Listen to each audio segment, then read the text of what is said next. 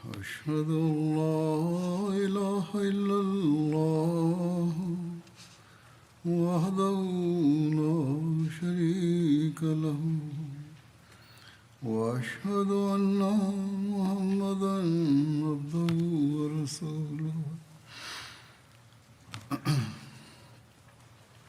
أما بعد فأعوذ بالله من الشيطان الرجيم بسم الله الرحمن الرحيم الحمد لله رب العالمين الرحمن الرحيم مالك يوم الدين إياك نعبد وإياك نستعين اهدنا الصراط المستقيم صراط الذين أنعمت عليهم غير المغضوب عليهم ولا الضالين. والتوبة بشرط أن تكون التوبة صادقة، ولم يكن قد نطق بكلمات التوبة باللسان فقط. فقد ذكر الله تعالى في العديد من آيات القرآن الكريم أنه يكرم التوابين الصادقين بمال وأولاد، وأنها وسيلة للاعتصام من عذاب الله عز وجل، وأن المستغفر يجذب رحمة الله عز وجل. فقد قال الله تعالى في آية مبشرا المستغفرين أنهم لو استغفروا لوجدوا الله توابا رحيما، بشرط أن يكون الاستغفار والتوبة حقيقيين. فقد ورد في حديث عن أنس سمعت رسول الله صلى الله عليه وسلم يقول: التائب من الذنب كمن لا ذنب له، وإذا أحب الله عبدا لم يضره ذنب، أي لا تقدر دواعي الذنب على أن تميله إلى السيئة، ويحفظه الله تعالى من نتائج السيئة. ثم تلا: إن الله يحب التوابين ويحب المتطهرين. قيل: يا رسول الله وما علامته؟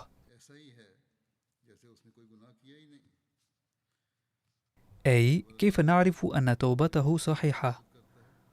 قال: الندامة. فإذا كان التائب الصادق يتخلص من الذنوب بإظهار الندامة الحقيقية، ففي الوقت نفسه يفوز بحب الله عز وجل أيضا، ويجد نصيبا من رحم الله مرة بعد أخرى. لقد ذكر المسيح الموعود عليه السلام شروط البيعة الصادقة في موضع فقال: الشرط الأول للتوبة هو أن يقلع المرء عن الأفكار الفاسدة والتصورات السيئة، أي أن يتخلى نهائيا عن الأفكار التي يمكن أن تعد سببا للملذات السيئة، وهذا جهاد عظيم يجب على المرء أن يقوم به. عندها سيخطو إلى التوبة. والشرط الثاني هو أن يظهر الندم الحقيقي. عليه أن يفكر أن هذه الملذات والحظوظ المادية مؤقتة، وهي تنقص كل يوم مع انقضاء الأمور، فلماذا إذن يتمسك بها؟ فسعيد من يدرك هذه الحقيقة ويتوب ويبدي الندامة الحقيقية، وهي التي ذكرها النبي صلى الله عليه وسلم.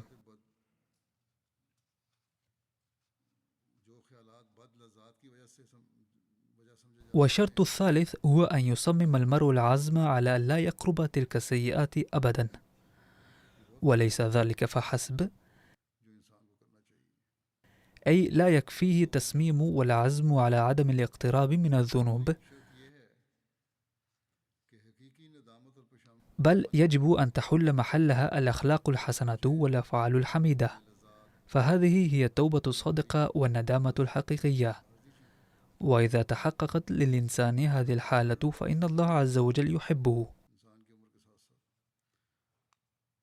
لقد لفت سيدنا المسيح الموعود عليه السلام انتباهنا إلى الاستغفار والتوبة مرارا وتكرارا، ومعلوم أن الإنسان يرتكب الأخطاء،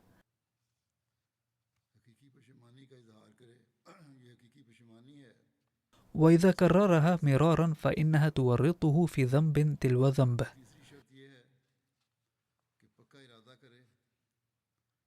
لذا يجب أن نسعى جاهدين كل حين وآن لتطهير قلوبنا مستغفرين الله عز وجل ومنيبين إليه.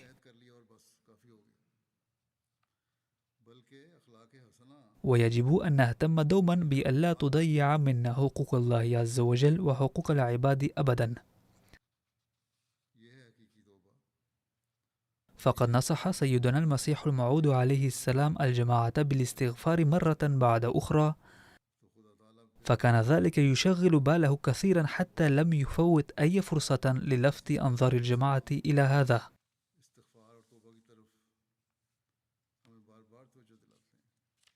فقد نصحهم بالتكرار في مجالسه وعبر كتاباته. فمن الواجب علينا أن نضع في الحسبان دوما أقوال المسيح الموعود عليه السلام التي بينها في ضوء ما أمر الله عز وجل ورسوله نصحا.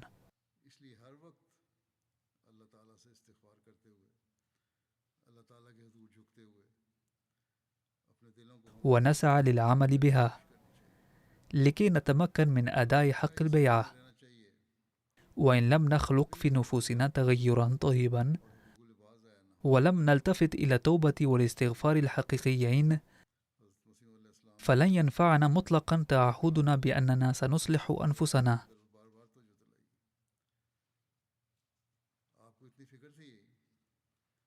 فقد تكلم المسيح الموعود عليه السلام كثيرا عن التوبة، وأقدم لكم بعض المقتبسات من كلامه.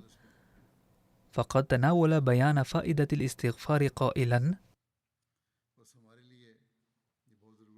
اعلموا أن هذه الأمة قد أعطيت شيئين، أحدهما لاكتساب القوة، وثانيهما من أجل تسخير هذه القوة المكتسبة في العمل. والاستغفار هو لاكتساب القوة، ويسمى أيضا الاستمداد والاستعانة. قال الصوفية: كما أن الرياضة من حمل أثقال وغير ذلك تزيد الجسد قوة وطاقة، كذلك فإن الاستغفار هو رياضة حمل أثقال روحانية التي تكسب الروح قوة والقلب استقامة. فمن أراد القوة فعليه الاستغفار. والغفر هو التغطية والكبت، فبالاستغفار يحاول الإنسان كبت جماح أهوائه وتغطية أفكاره التي تحول دون وصوله إلى الله عز وجل.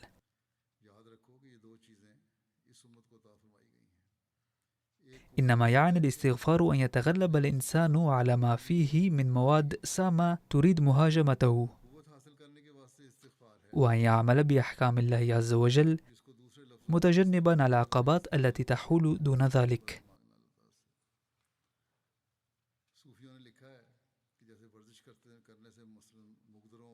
واعلم أيضا أن الله تعالى قد خلق في الإنسان نوعين من المواد: الأول المادة السامة التي وكل إليه الشيطان،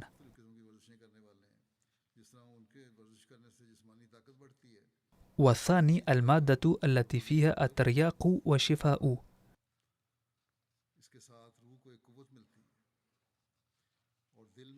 عندما يصاب الإنسان بالكبرياء والاعتداد بالنفس ولا يسعى للاستعانة من النبع الذي فيه شفاء وترياق، تتغلب عليه القوة السامة الموجودة فيه. ولكنه حين يعود نفسه ذليلا ويشعر في داخله بحاجة إلى عون الله عز وجل،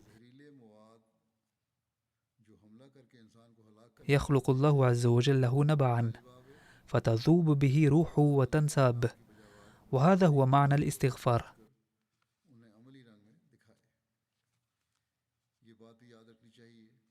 أي أن ينال المستغفر هذه القوة فيتغلب على ما فيه من مادة سامة، وهذا هو الاستغفار الحقيقي.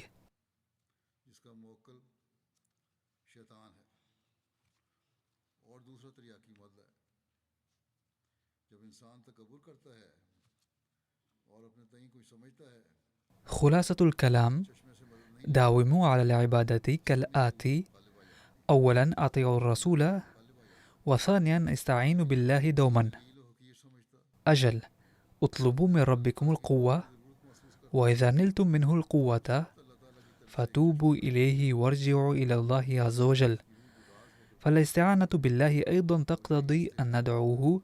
ثم قال حضرته عليه السلام: معلوم أن الإنسان ضعيف جدا بطبيعته، وقد كلف بمئات الأوامر من الله عز وجل، فمن طبيعته أنه يمكن أن يعجز عن العمل ببعض الأوامر بسبب ضعفه، فمن الطبيعي أن لا يقدر على العمل بكل هذه الأحكام الكثيرة، وتغلبه أحيانا بعض رغبات النفس الأمارة، فهو يستحق بسبب ضعفه الطبيعي أن تنقذه رحمة الله عز وجل من الهلاك نتيجة التوبة والاستغفار عند صدور زلة منه.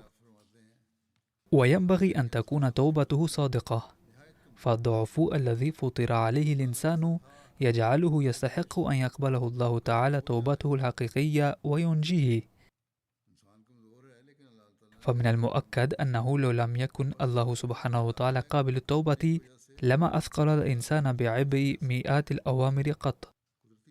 من هنا يتبين دون أدنى شك أن الله تواب وغفور. ومعنى التوبة أن يترك الإنسان سيئة مقرا بأنه لن يعود إليها أبدا، وإن ألقي في النار فالشرط أن تكون توبة من هذا القبيل. فعندما يتوب الإنسان إلى الله تعالى بهذا الصدق والعزم الصميم يغفر الله الكريم والرحيم عقوبة ذلك الذنب.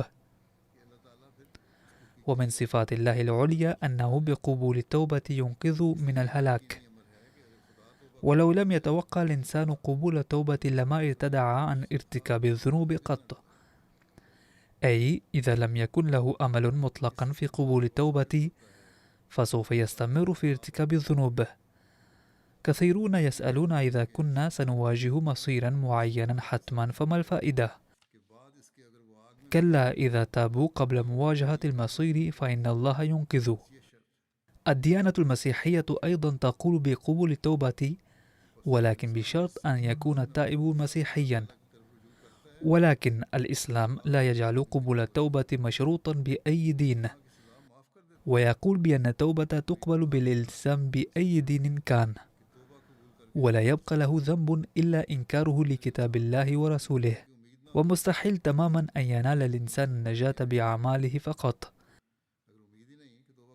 بل من منة الله عز وجل أنه يقبل توبة أحد ويعطي آخر بفضله قوة فيتجنب ارتكاب الذنب.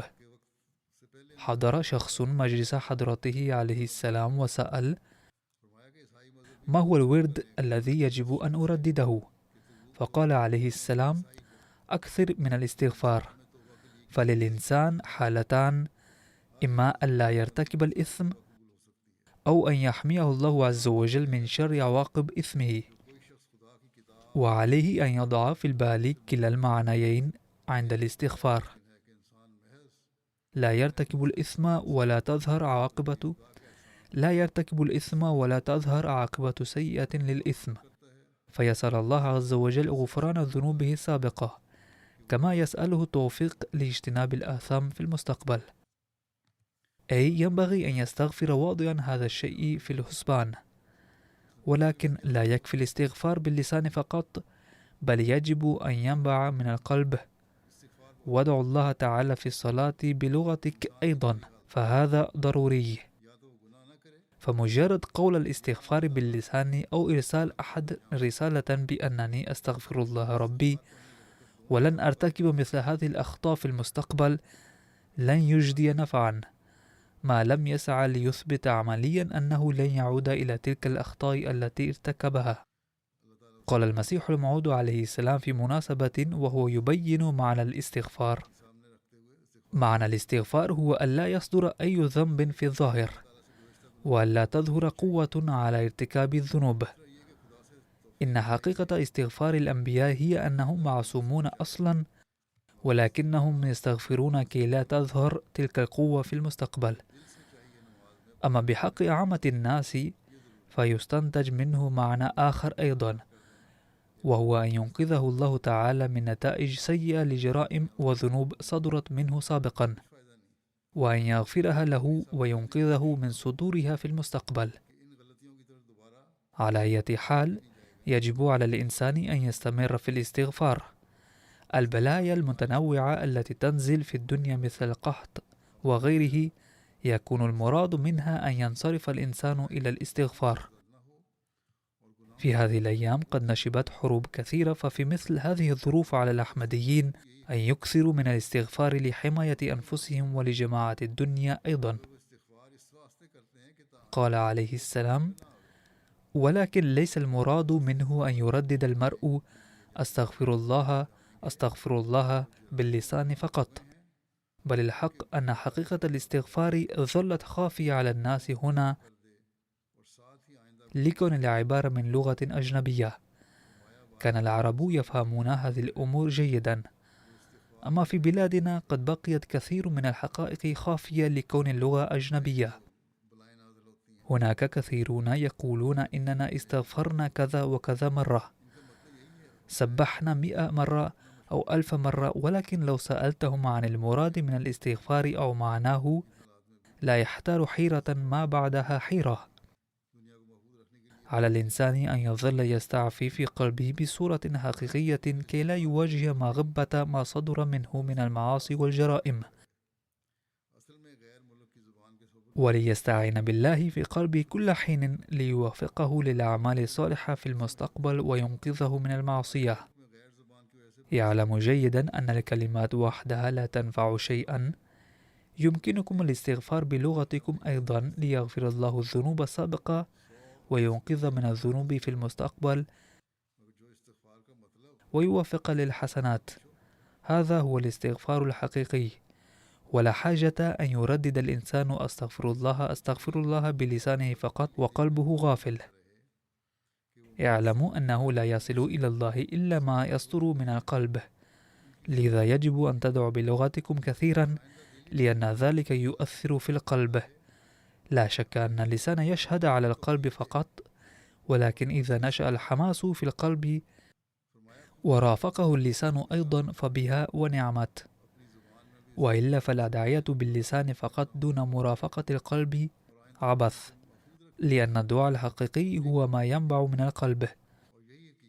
إذا استمر الإنسان في الدعاء في قلبه قبل حلول البلايا واستغفر الله لوجده رحيما وكريما ولا زال البلاء، ولكن عندما ينزل البلاء فلا يزول.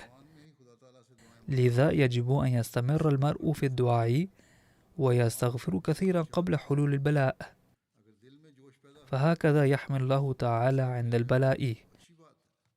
يجب على أفراد جماعاتنا أن يستر منهم ما يميزهم عن غيرهم، فإذا بايع أحد ولم يعمل ما يميزه وكان يعامل زوجته كما كان يعامله من قبل ويعامل عياله وأطفاله كما سبق، فهذا ليس جيد. فإذا بقي سوء الخلق وسوء السلوك السابق جاريا بعد البيعة أيضا وبقي الحال كما كان قبلها، فما الفائدة من البيعة؟ يجب على المبايع أن يكون نموذجا للأغيار ولأقاربه وجيرانه حتى يقول عفويا بأنه لم يعد كما كان من قبل، وهذا ما يجب أن تكون نتيجة الاستغفار. اعلموا جيدا أنكم إذا عملتم بإمحاض القلب لأثرت هيبتكم في الآخرين حتما. كم كان رعب النبي صلى الله عليه وسلم عظيما. ذات مرة ظن الكفار أنه صلى الله عليه وسلم سيدعو عليهم، فجاءوا إليه يجمعين والتمسوا منه ألا يدعو عليهم. لا شك أن للصادق رعبا حتما، يجب أن يكون العمل بكل صفاء ونزاهة ولوجه الله تعالى فقط، عندها سيقع تأثيركم ورعبكم في الآخرين حتما. ثم قال عليه السلام في مناسبة: إن خشية الله والاتقاء أمر عظيم، فبسببها يعصم الله تعالى الإنسان من آلاف الآفات، لا يستطيع أحد القول لن تصيبه أي آفة إلا أن تشمله رحمة الله تعالى، فلا يطمئن أحد، فالآفات تحل بغتة، فمن ذا الذي يعرف ماذا سيحدث ليلا؟ لقد ورد أن النبي صلى الله عليه وسلم ذات يوم قام وبكى كثيرا، ثم خاطب الناس وقال: يا عباد الله اتقوا الله، فالآفات والبلايا تلتصق بالمرء كالنمل، فلا سبيل للتخلص منها سوى الانصراف إلى الاستغفار والتوبة بصدق القلب.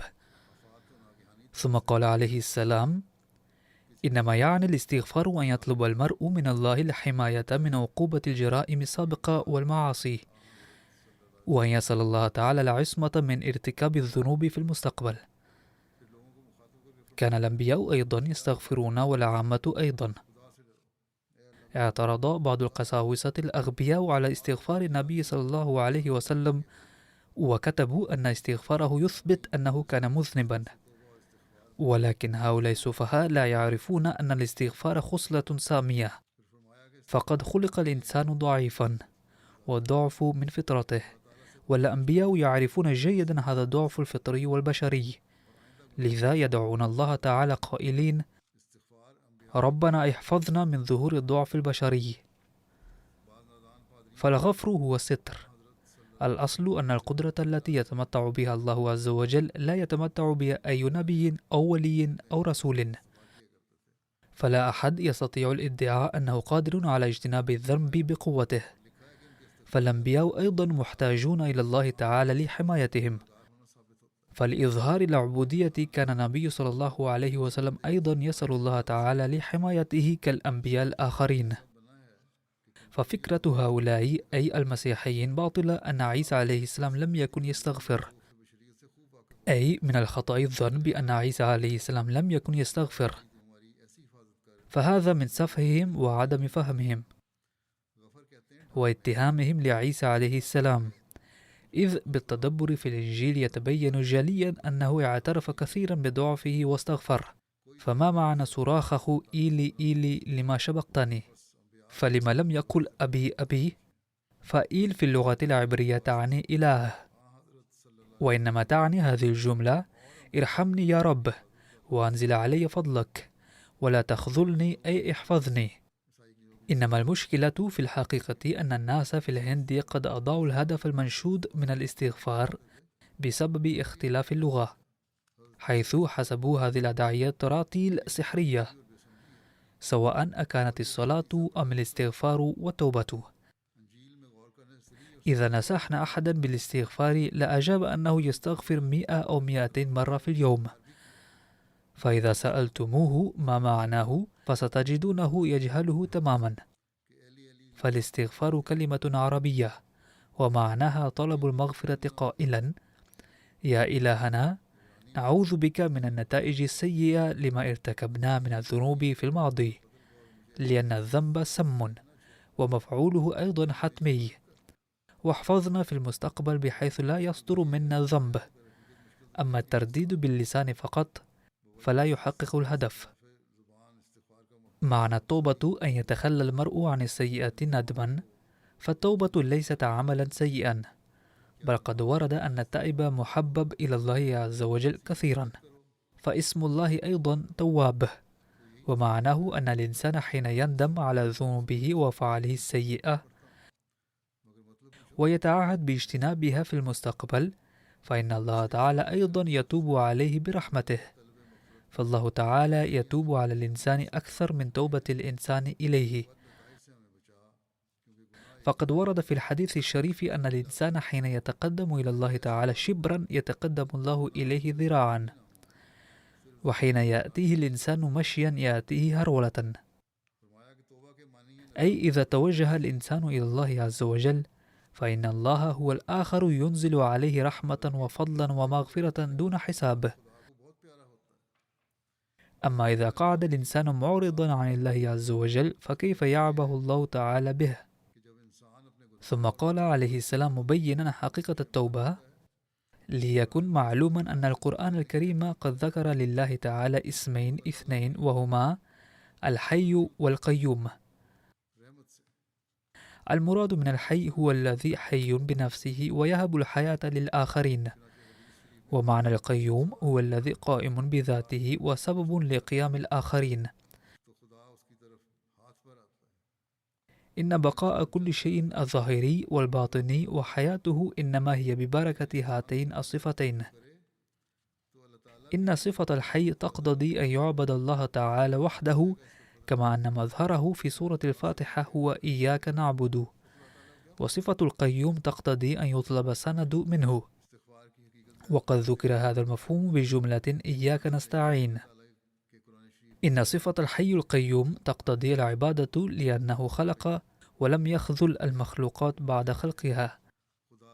فمثلا إذا مات البناء بعد بنائه البناية فلا تتضرر البناية بموته، ولكن الإنسان يبقى محتاجا إلى الله تعالى في كل الأحوال، فصار ضروريا أن يستمر الإنسان بالاستمداد من الله عز وجل، وهذا هو الاستغفار. ثم وسعت دائرتها أكثر لينقذ مرتكب الذنوب من نتائجها السيئة، وإن لم يرتكب المرء الذنب فمع ذلك هو بحاجة إلى الاستغفار للبقاء على قيد الحياة وللبقاء في ملاذ الله عز وجل.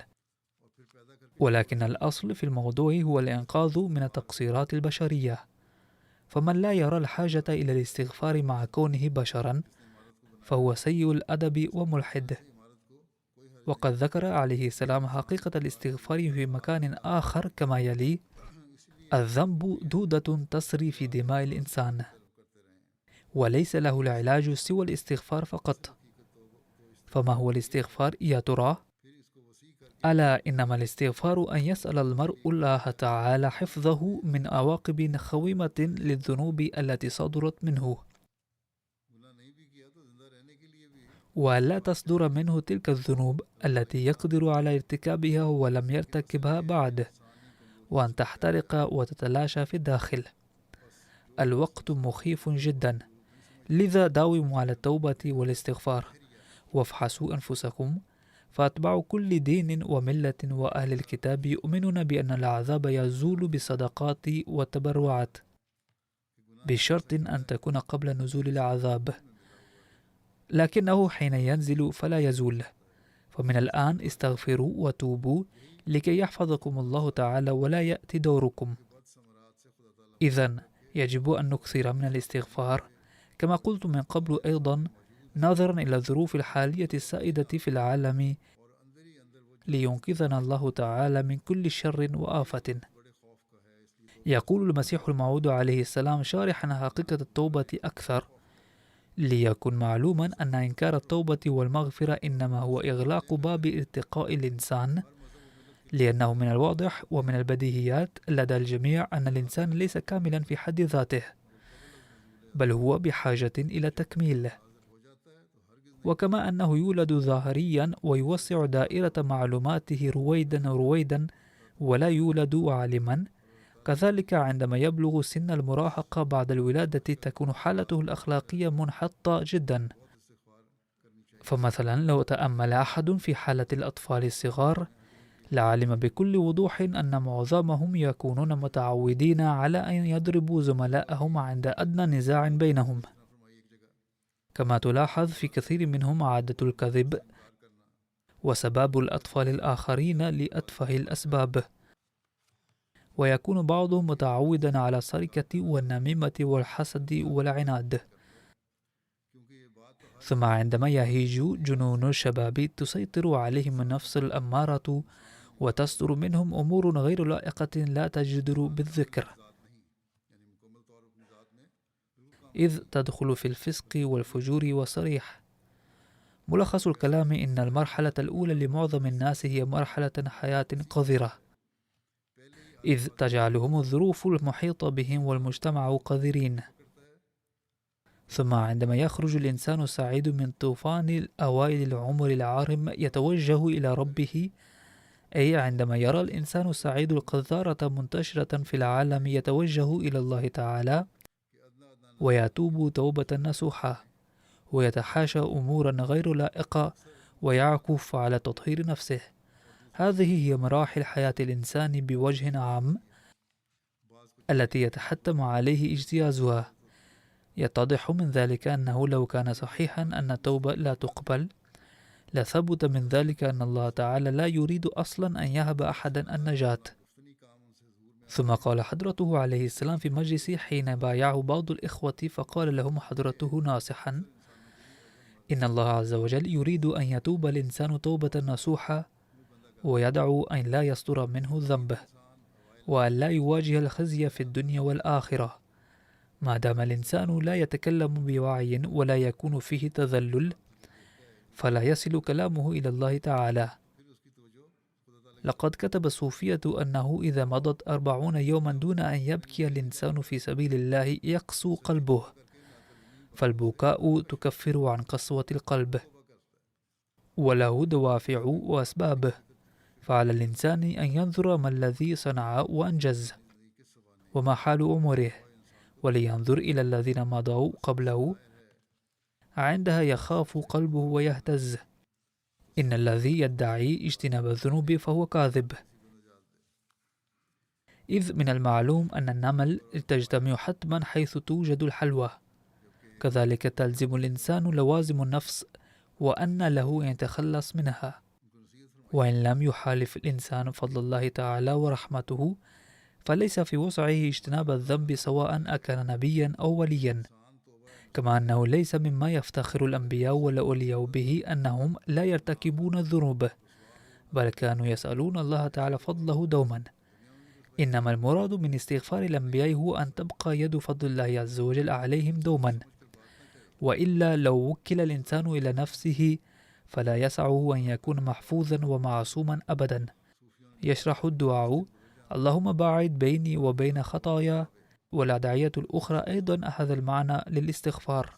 فسر العبودية حصرا أن يأوي المرء إلى الملاذ الإلهي، فالذي لا يريد ملاذ الله عز وجل فهو متكبر. سأله عليه السلام أحد الإخوة: كيف تنشأ المتعة والذوق في الصلاة؟ فقال: إن خلق الشوق والذوق في الأعمال الصالحة والعبادة ليس بوسع الإنسان، بل يعتمد على فضل الله عز وجل وتوفيقه.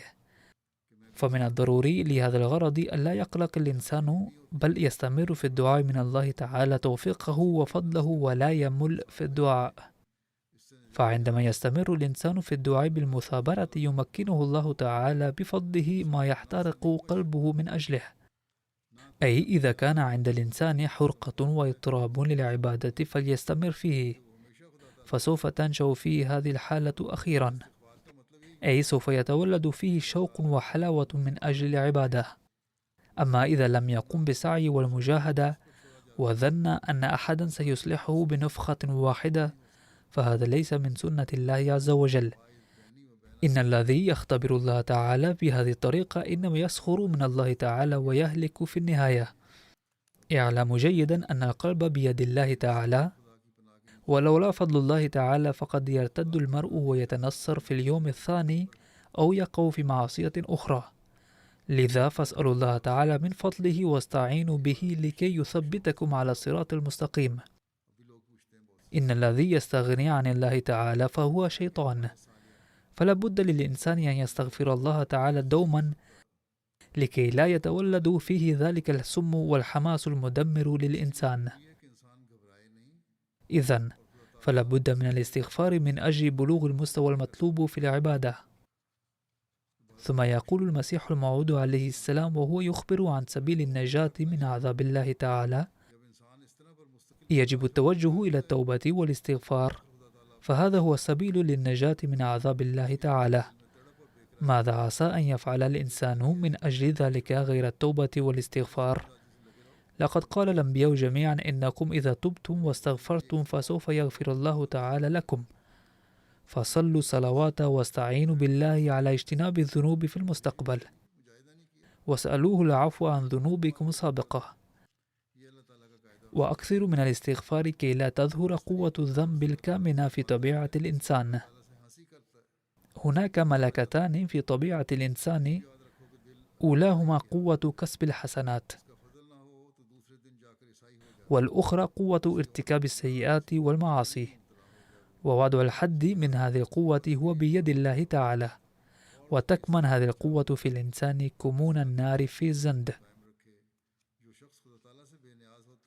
ثم قال عليه السلام: قال الله تعالى: أعوذ بالله من الشيطان الرجيم، بسم الله الرحمن الرحيم، وأن استغفروا ربكم ثم توبوا إليه. تذكروا أن هذه الأمة قد أعطيت شيئين: الأول أن استغفروا للحصول على القوة، والثاني ثم توبوا إلى الله تعالى وارجعوا إليه لإظهار هذه القوة عمليا. والاستغفار هو من أجل الحصول على القوة، ويسمى أيضا الاستمداد والاستعانة. لقد كتب الصوفية، وقد ذكرت هذا من قبل أيضا، أن الرياضة والتمارين كما تغذي الإنسان بالقوة والطاقة الجسدية، كذلك فإن الاستغفار هو رياضة روحانية تنال بها الروح قوة والقلب ثباتا.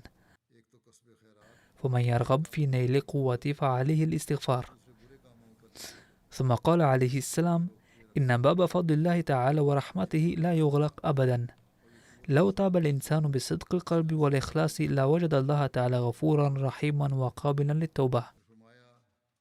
أما الظن كم من المذنبين سيغفر الله تعالى فهو وقاحة شديدة وسوء أدب في حضرة الله تعالى. إن خزائن رحمة الله تعالى واسعة لا تنتهي ولا ينقصه شيء، ولا تغلق أبوابه على أحد. إنها ليست كمثل الوظائف لدى الإنجليز، إذ يعجزون أن يعطوا الوظيفة لعدد كبير من المثقفين. كلا، بل إن كل أولئك الذين يتمكنون من الوصول إلى عطبة الله تعالى سينالون الدرجات العليا. هذا وعد مؤكد. فشقي وتعيس الحظ من يقنط من رحمة الله ويأتيه وقت الاحتضار وهو غافل. ولا شك أن الباب يغلق عندها، أي إذا جاء الموت فلا توبة ولا استغفار عندها. ثم قال عليه السلام: ليكن واضحا أن التوبة في اللغة العربية تعني الرجوع، لذلك ورد اسم الله تعالى التواب أيضا في القرآن الكريم، أي أنه كثير الرجوع. والمراد أن الإنسان إذا كف عن الذنوب ورجع إلى الله تعالى بصدق القلب رجع الله تعالى إليه أكثر منه. وهذا يطابق تماما قانون الله تعالى الطبيعي. فما دام الله تعالى قد فطر الإنسان على أنه إذا رجع إليه شخص آخر بصدق القلب لان له قلب الأخير أيضا، فكيف يقبل العقل أن يرجع العبد إلى الله تعالى بصدق القلب ولا يرجع الله تعالى إليه؟ كلا، بل إن الله تعالى الكريم والرحيم جدا يرجع إلى عبده أكثر منه بكثير. لذلك ورد في القرآن الكريم اسم الله تعالى التواب، أي كثير الرجوع كما قلت آنفا. فرجوع العبد إلى الله تعالى يكون بالحسرة والندم والتذلل والتواضع، أما رجوع الله تعالى إلى العبد فيكون بالرحمة والمغفرة. لو لم تكن الرحمة من صفات الله تعالى لما نجا أحد. من المؤسف حقا أن هؤلاء القوم لم يتدبروا صفات الله تعالى، بل جعلوا المدار كله على أعمالهم وأفعالهم. ولكن الله تعالى الذي خلق للإنسان آلاف النعم في الأرض بغير عمل منه، فكيف يمكن أن يكون من خلق الله تعالى ألا يتوجه برحمته إلى الإنسان الضعيف حين يرجع إليه بعد أن يفيق من غفلته؟ لا سيما إذا كان رجوعه وكأنه يكاد يموت في هذا السبيل، ويخلع عن جسمه اللباس النجس القديم ويحترق في نار محبة الله سبحانه وتعالى. هل هذا ما يسمى قانون الله تعالى السائد في الطبيعة؟ لعنة الله على من قال بهذا. وقال المسيح الموعود عليه السلام وهو يحثنا على إحداث تغيير واضح في حياتنا: اعلموا أن الاتكال على الدواء والتدبير تاركين الله تعالى حماقة. غيروا حياتكم بحيث تبدو حياة جديدة، حياة الاستغفار. واستغفروا كثيرا. إن الذين تشغلهم أعمال الدنيا كثيرا عليهم أن يخافوا كثيرا. إن أصحاب الوظائف يقصرون في أداء معظم فرائض الله تعالى، لذا يجوز لهم في حالة الاضطرار أداء صلاتي الظهر والعصر وصلاتي المغرب والعشاء جمعا، أي إذا كان هناك اضطرار شديد فيمكنهم أداء صلوات جمعا، ولكن الأصل هو أداء صلوات في مواقيتها.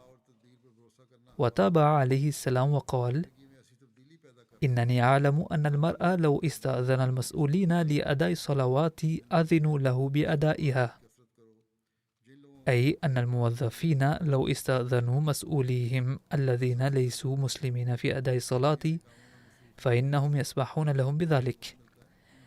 إن تقديم مثل هذه الأعذار الواهية من أجل ترك الصلاة ليس إلا ضعف النفس، فلا تظلموا ولا تقصروا في أداء حقوق الله وحقوق العباد، وأنجزوا واجباتكم المنوطة بمناصبكم بكل أمانة.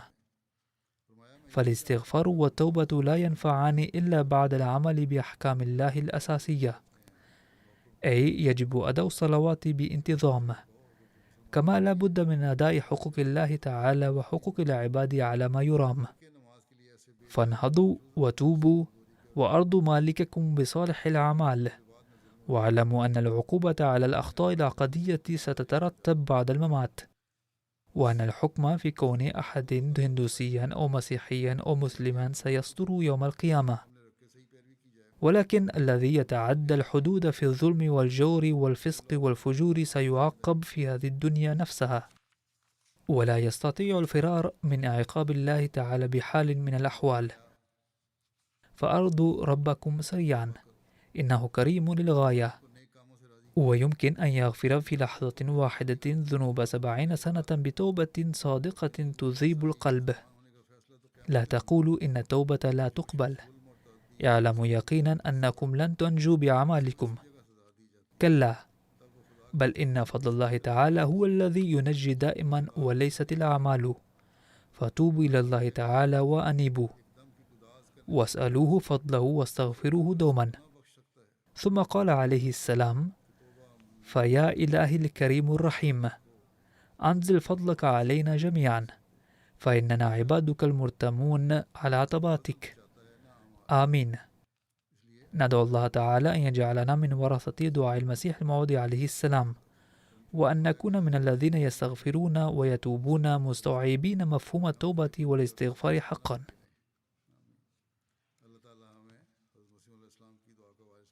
أما الآن فسوف أذكر بعض الذين قد توفوا، وسوف أصلي عليهم جنائز الغائب بعد صلاة الجمعة. وأول هؤلاء هي السيدة بيغم بنت حضرة مير محمد إسحاق رضي الله عنه، حيث توفيت مؤخرا عن عمر يناهز 93 عاما. إنا لله وإنا إليه راجعون. كانت منخرطة في نظام الوصية بفضل الله تعالى. ولدت في قاديان، وكان السيد مير ناصر نواب جدها. أما والدتها فهي السيدة صالحة بيغم بنت بير منزور محمد. تلقت التعليم الابتدائي في قاديان، ورزقها الله تعالى ابنين وبنتا واحدة. تزوجت من القاضي شوكت رحمه الله تعالى. يقول مير محمود أحمد ناصر من ربوة عن أخته: كانت أختي بسيطة، ما أذت أحدا قط، وكانت بعيدة عن كل نوع من الشر، وكانت قبل زواجها أيضا تخدم كل العائلة. في أوائل الأيام بربوة لم تكن هناك كهرباء، وكنا نسكن في البيوت الطينية، وكان الحر شديدا، واتقاء له كنا نجتمع في غرفة فيها مروحة كبيرة معلقة بالسقف، وكان يتم تحريكها عن طريق شد الحبل المعلق بها. وكانت المروحة تتطوع بتحريك هذه المروحة دون أن يطلب ذلك منها أحد، وذلك لننعم براحة النوم، فكانت تتحلى بعاطفة التطوع لخدمة الجميع. يقول أولادها: كانت والدتنا مسلمة أحمدية مخلصة، وكانت زوجة تؤدي الحقوق والواجبات كلها. كانت تتسم بطبع بسيط ومحب، فكانت تذكر بأسلوب بسيط جذاب أحداثا هامة ومعبرة من سيرة النبي صلى الله عليه وسلم وخلفائه الكرام وصحابته، كما كانت تذكر بالأسلوب البسيط نفسه أحداثا من تاريخ الجماعة وسيرة المسيح الموعود عليه السلام وخلفائه وصحابته الكرام. كانت تنصح الأطفال والناس عموما أن يظلوا متشبثين بإيمانهم ويعيشوا حياة الكرامة والوقار. كانت نشيطة جدا في أعمال الجماعة، وأعظم صفة كانت تتميز بها هي شفقتها على خلق الله عز وجل. كانت مولعة بالتبليغ لدرجة أنها كانت تبلغ دعوة الإسلام أثناء سفرها طيار الطائرة والناس الآخرين الموجودين في صالة المطار. كان خلقها يتميز بالطهارة والبساطة. كانت جيدة جدا في الخطابة. تقول ابنة أخته السيدة أمة الكافي: كانت المرحومة قد تلقت من والديها تربية رائعة، وكانت تتحلى بروح خدمة الدين الكبيرة لدرجة أنها كانت تذهب بانتظام إلى مسجد الجماعة في مدينة نيويورك وتقوم بتنظيف المسجد. يقول الناس إنها ظلت ما بقيت قادرة تبلغ عامة الناس حسب فهمها ووفق مستوى لغتها خلال شرائعها حاجيات يومية في السوق. كان قلبها يفيض بحماس شديد لمواساة الفقراء ولحبهم. وفق الله لأولادها مواصلة حسناتها، وغفر لها ورحمها ورفع درجاتها. الجنازة الثانية هي للسيدة بشرى أكرم من سيالكوت، وهي أيضا توفيت في الفترة الأخيرة. إنا لله وإنا إليه راجعون. ولدت في عام 1955 في منطقة بدال في محافظة سيالكوت. كانت امرأة تقية مخلصة وملتزمة بالصيام والصلاة. كانت في صفاتها البارزة الضيافة والاهتمام بالفقراء وحب الخلافة. كانت تحترم كثيرا الواقفين لحياتهم من أجل خدمة الدين، وتركت خلفها علاوة على زوجها 3 بنات وابنا واحدا. ابنها بابر شهزاد داعية يخدم حاليا في سيراليون، ولم يتمكن من حضور جنازتها لكونه مشغولا في ميدان العمل هناك. يقول داعية بابر شهزاد: كانت والدتي سعيدة جدا عندما حصلت على القبول في الجامعة، وسألتني عما سئلت في المقابلة، فأخبرتها أنهم سألوني: من سيعتني بوالديك بعد أن وقفت حياتك؟ لأنك الابن الوحيد لهما. يقول: لقد أعطيت الجواب الذي كان علي أن أعطيها، ولكن والدتي لما سمعت هذا السؤال قالت: لو كان لدي 7 أولاد لكنت قد نذرتهم جميعا في سبيل الدين. وفي آخر أيام حياتها لما دخلت المستشفى اتصلت بها وسألتها: كيف حالك؟ فردت علي رغم معاناتها: أنا بخير، أأكل وأشرب كل شيء حسب تعليمات الطبيب. لكنها أضافت فورا قائلة: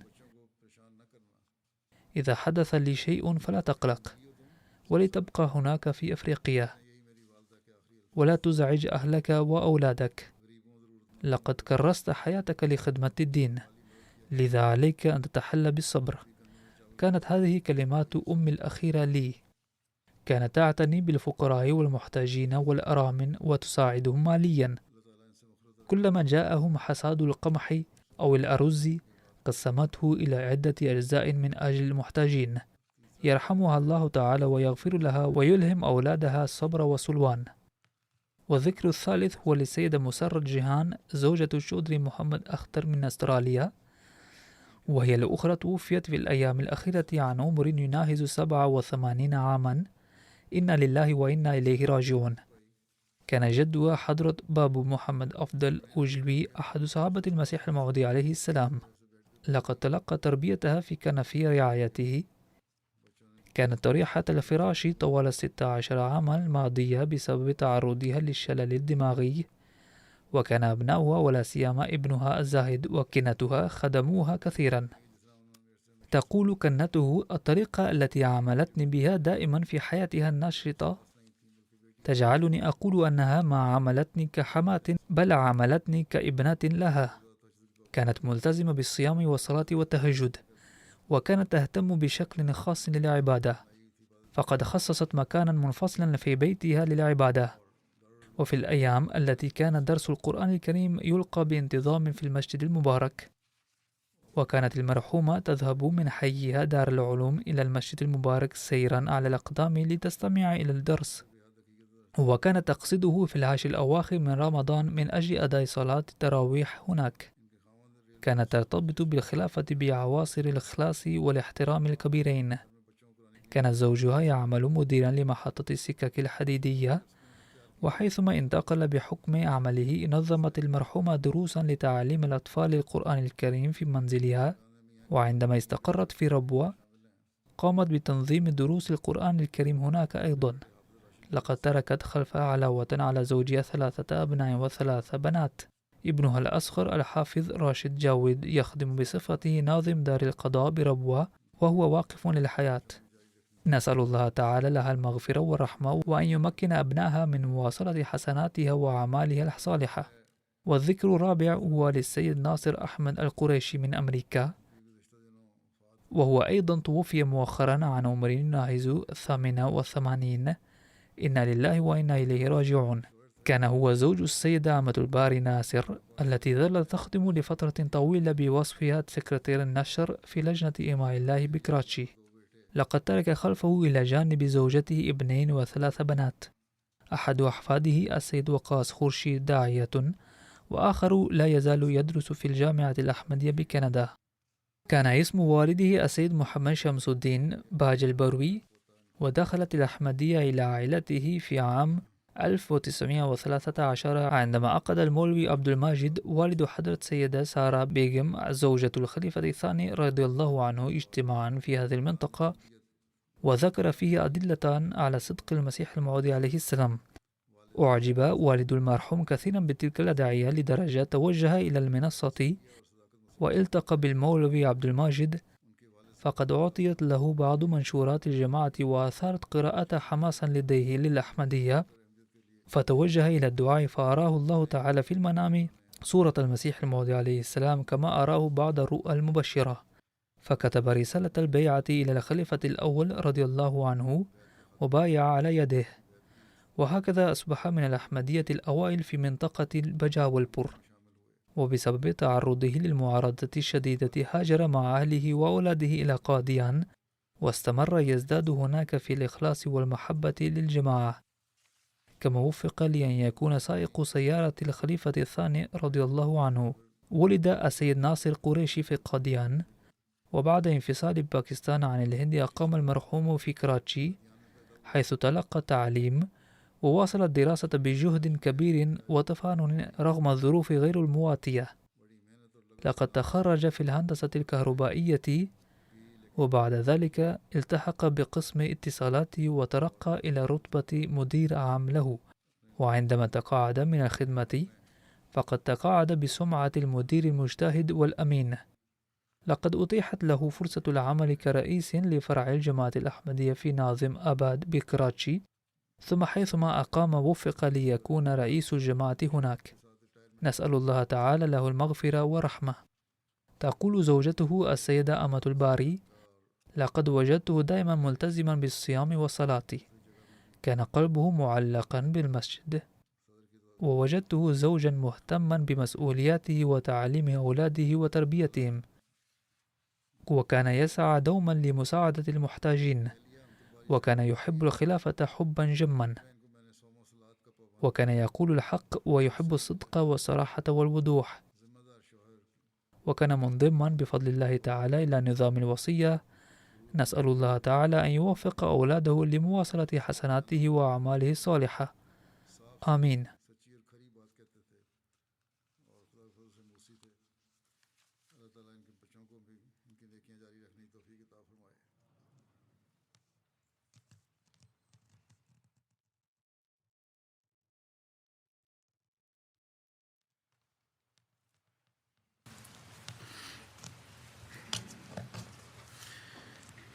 الحمد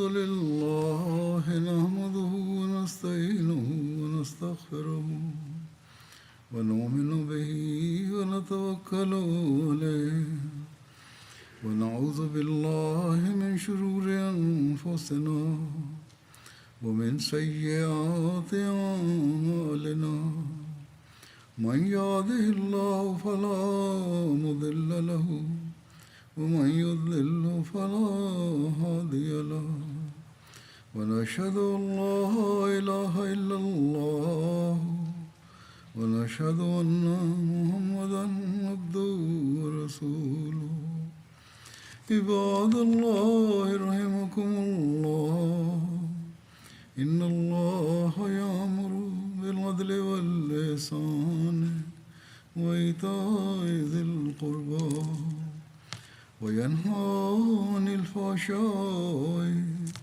والمنكر والبغي يعظكم لعلكم تذكرون اذكروا الله يذكركم وادعوه يستجب لكم ولذكر الله أكبر